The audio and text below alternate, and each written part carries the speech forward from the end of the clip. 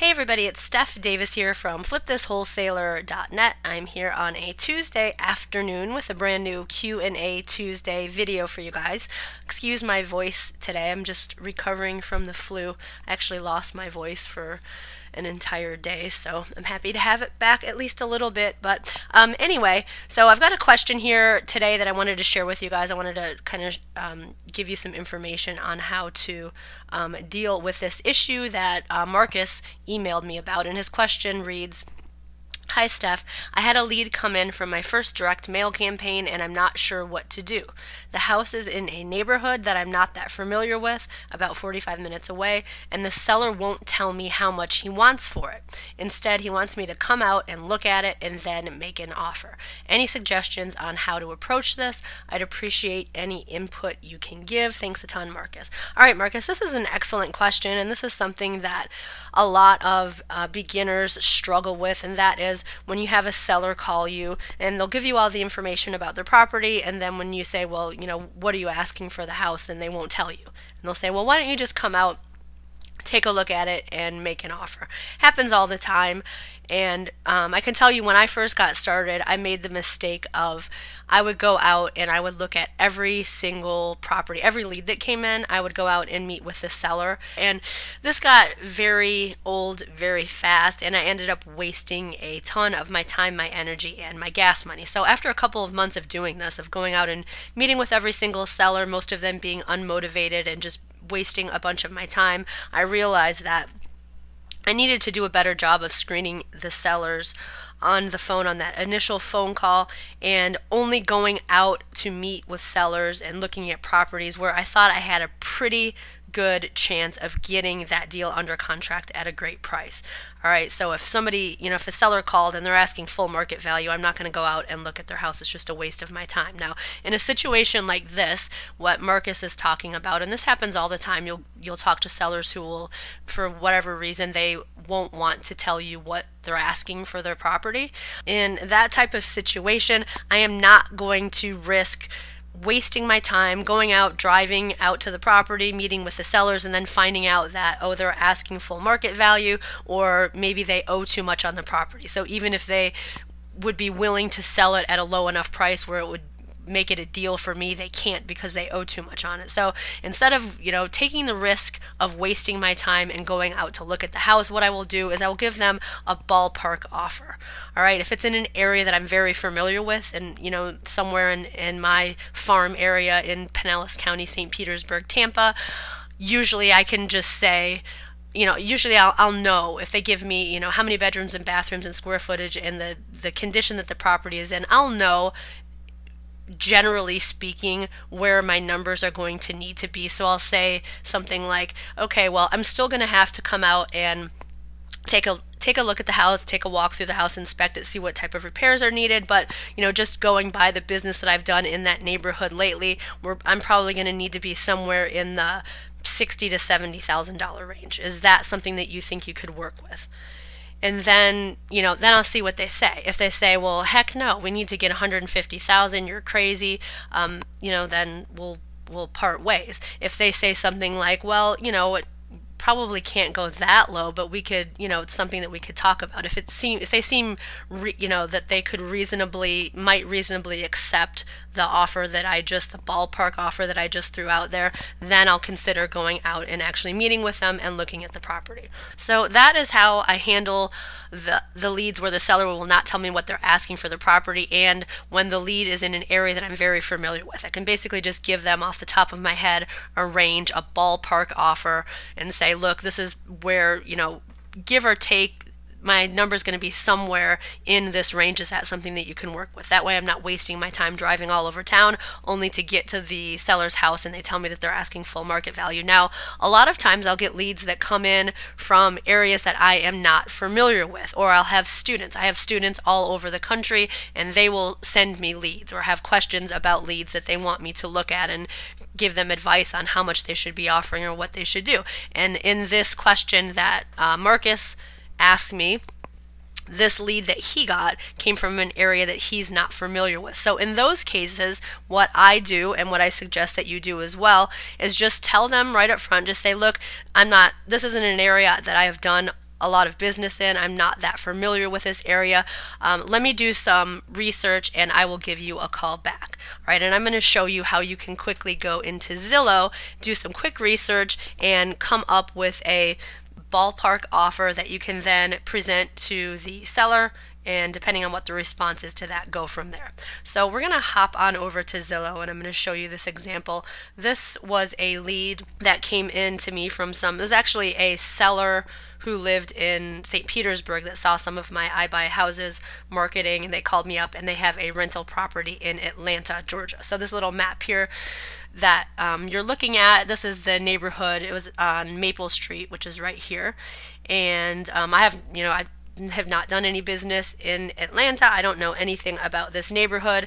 When I spoke to them on the phone, they gave me the information about the property, and when I asked them what they were asking for it, they said, make me an offer. So when people do that, when people just say, either, come out to the house and make an offer, or here, obviously, I'm not going to drive to Atlanta and look at it and then make an offer. I don't waste a ton of time up front. All I want to do is kind of get a quick and dirty number, like a range of where I think that my numbers would need to be, and then go back to the seller and see if we're even on the same page. I do not spend a couple of hours doing research because I don't even know what the seller is asking. They could be asking full market value for all I know. So all I want to do is just get a ballpark idea of kind of where my numbers need to be. And then if the seller seems agreeable to that, when I go back to them, if they seem agreeable, then I'm really going to sharpen my pencil and crunch the numbers and then do some more research. All right, so I'm kind of zoomed in here on the neighborhood. The property was right, I can't remember what the address is. It was somewhere around here, but these I have on Zillow right now. These are the little dots that you see there. Those are recent sales of single family properties that have sold in the last 90 days. So if you see up here, you can, there's these little drop down menus. You can look at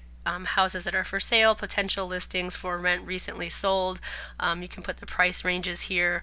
Home type, I have single family because it's a single family house that he's selling. And then here you can set how far you want to go back, and I just did 90 days. So just quickly looking at these, 6 sales, 6 sales here. We have 2 that are side by side. They're both, let's see, this one's a 3-bedroom, 1.5 bath, 1,200 square feet, sold for $160,000. This is 3-bedroom, 2-bath, 1,000 square feet, sold for $160,000. By the way, the subject property was a 3-2 1,100 square foot home. So we've got 2 here that are similar in size, bedrooms and bathrooms, that sold for $160,000. This one up here, 3-bedroom, 2-bath, 1,000 square feet, sold for $160,000. And then you've got these 2 lower sales here, one for $87,000 and one for $50,000. So just quickly looking at this, what I'm seeing here is probably the ARV, the after repaired value, for a home like the subject property that the seller called about is going to be around $160,000. I mean, these are all $160,000. Actually, I think there's a couple more down here.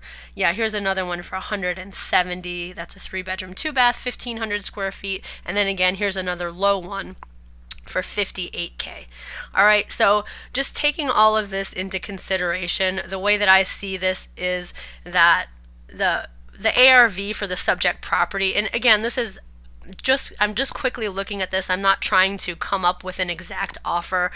Again, they didn't even tell me what they're asking for their home, so I just want to come up with a general, a ballpark range, so I can go back to them and see if we're even on the same page. So after giving this recent comp map a quick look over, it appears that similar homes are selling retail in the 160s, and it looks like investors are picking up properties in this neighborhood anywhere from the 50s to the 80s, low 50s to mid 80s. So what I did was I gave the seller a call back. I told her that I had done some preliminary research, and before I do any more research, I just wanted to make sure that we're on the same page price-wise, and that my offer was most likely going to be in the $50,000 50 to 80 range. Is that something that would work for you?